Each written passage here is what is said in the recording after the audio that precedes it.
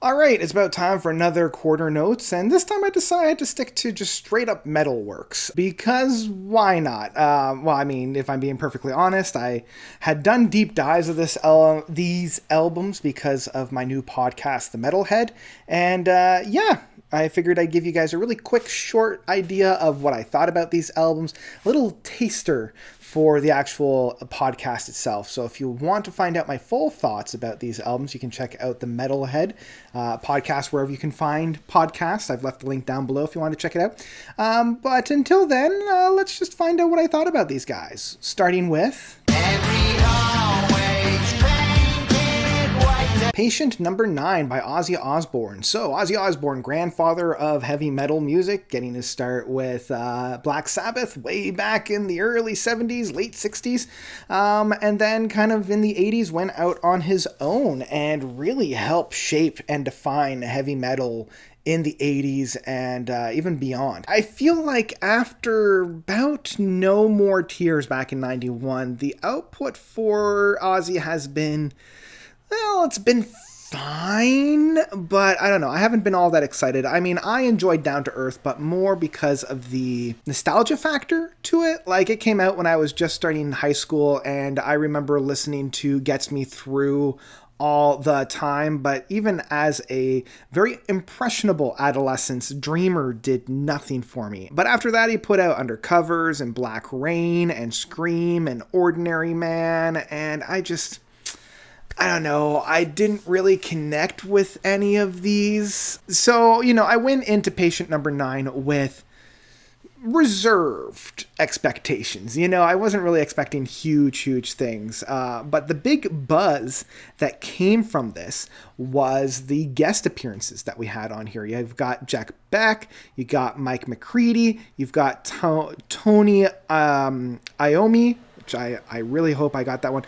Tony being the lead guitarist for Black Sabbath, so the two working together again, being great. You also have Eric Clapton and Zakk Wylde being kind of the big individual that's helping out a lot behind the scenes and a lot for the features on here. And honestly, it is Zakk Wylde's takes that I love the most. I think my favorite track on here is Mr. Darkness, as well as Nothing Feels Right. Like, these two tracks back to back hit so hard, and I do enjoy coming back to those.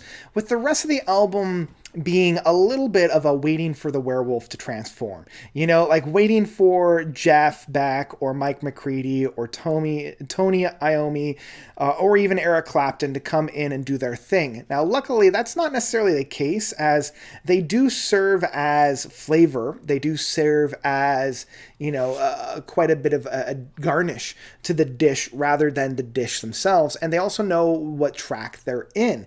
Specifically, like Eric Clapton on One of These Days, he doesn't just come in and do his usual Eric Clapton stuff. And I'm not a big fan of Eric Clapton to begin with, but his solo doesn't feel out of place. His guitar work doesn't feel out of place for where the song is. The same can be said about the two Jeff Beck tracks, the title track of Patient Number 9, as well as A Thousand Shades. Again, Jeff's playing styles works very well with the tracks that he is featured on. And it doesn't just feel like, ooh, now it's a Jeff Beck solo. Even with all these star-studded features on this, I think that is kind of the big highlight on this album, rather than the actual music itself. The music itself is serviceable, it's fine, it's probably, if I'm being perfectly honest, probably the best work we've had from Ozzy since Down to Earth. And Down to Earth, again, mainly because of its nostalgia factor for me, is just kind of fine. Like, this is far and away removed from No More Tears.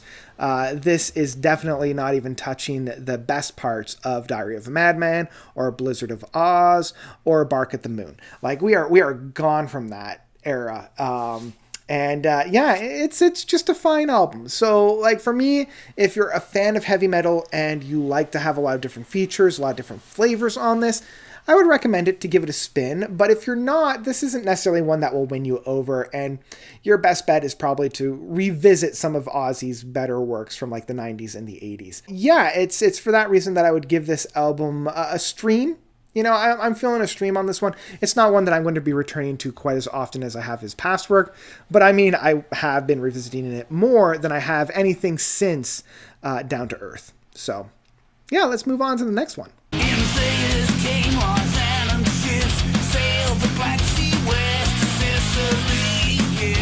The Sick, the Dying, and the Dead by Megadeth. So, Megadeth, one of the 4 big thrash metal bands from the 80s, coming back after a little bit of a long stint of not putting out any new studio material after Dystopia from 2016, which I ended up really, really enjoying the music on that album. There are still some lyrical content on that album that I'm less than stellar about, but the music itself was one of my favorite albums from them, probably since their big heyday of Countdown to Extinction or In Rust We Peace.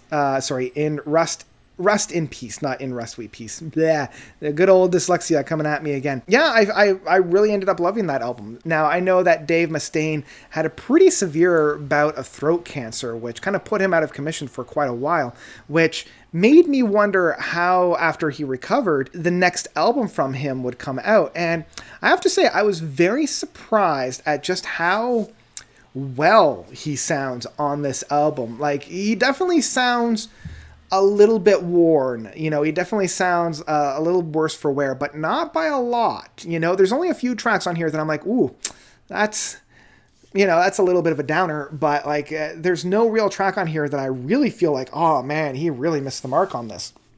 Especially with a lot of aging, throat screaming bands coming out nowadays with new music, and I'm sitting there like, ooh, no, these guys, they need to really know their range and play within it. I think Dave really does know his range, and he plays within it very, very well. Some of the tracks on here are good, but at no point do I ever feel like there's anything really exciting and really tasty on here. My favorite tracks probably are Dogs of Chernobyl, as well as Mission to Mars. Like these two tracks really do get me excited. I come back for more, but I don't know. In the end, I'm just kind of left with a bunch of songs that I'm okay with. I can't really say that I'm super excited to go back and listen to them, but at the same token, I'm never really like, ugh, okay, well, let's just keep going. Maybe I'll find something here at the end of the day. This is a fine album, a really good come back into the studio album for the boys, and yeah, it's okay. It's okay. This is another album that I would stream. Not nearly as good as Dystopia, but probably around the same quality as Super Collider and 13, kind of that's kind of where I'm feeling with these albums. So yeah, that's what I've got. Let's move on to the next one.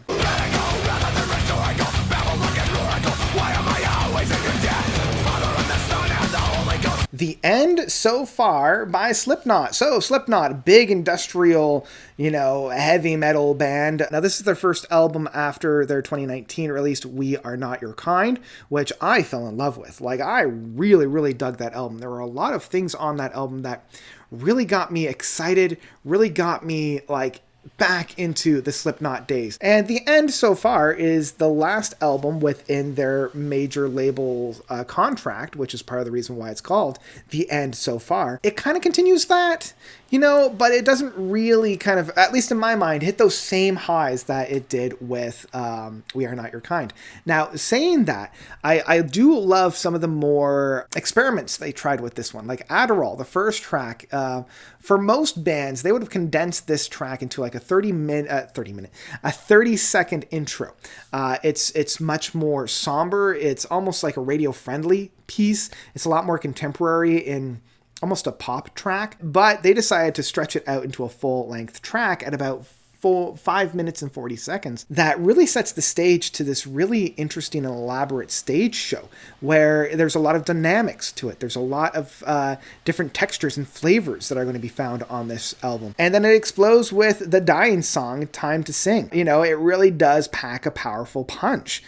They prove with Adderall that they're not afraid to do something new, but they also prove with the dying song, they know what they're good at and they're going to stick to it, and from the dying song onward, we are just hit with banger after banger after banger. A banger in terms of energy and in terms of gripping raw power. My two favorite tracks are actually the two preceding track, the Chapeltown Rag and Yen.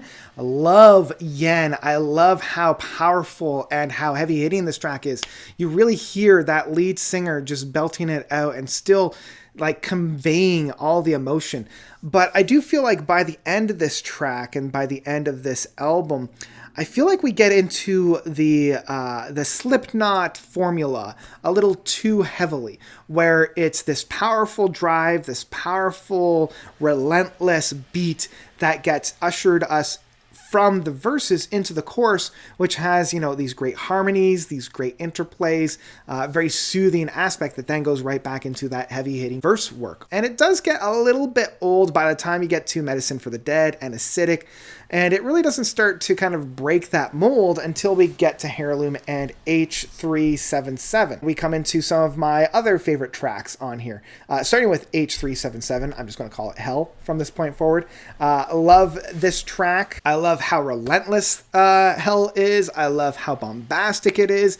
And it goes right into D-Sade, which I believe is how you pronounce that 11th track. Yeah, great heavy hitting track. Really, really enjoy these 1-2 punch. And Finale does a great job of closing everything off in a perfect kind of summarization of the album overall. So yeah, the end so far is a great new release from Slipknot. I'm not as much of a fan of it as I am We Are Not Your Kind. I felt like that album was just a little bit more immediate, and I feel like this album will need a little bit more time to really come into its own. But still saying that, I think that this is a great album, and I think almost anybody can get something really, really tasty out of this. This one for me in the end, I would say is pick it up in physical format. You know, you would be doing yourself a good job if you pick it up in physical format. I know I will eventually. Yeah, it's a great time. Absolutely a great time.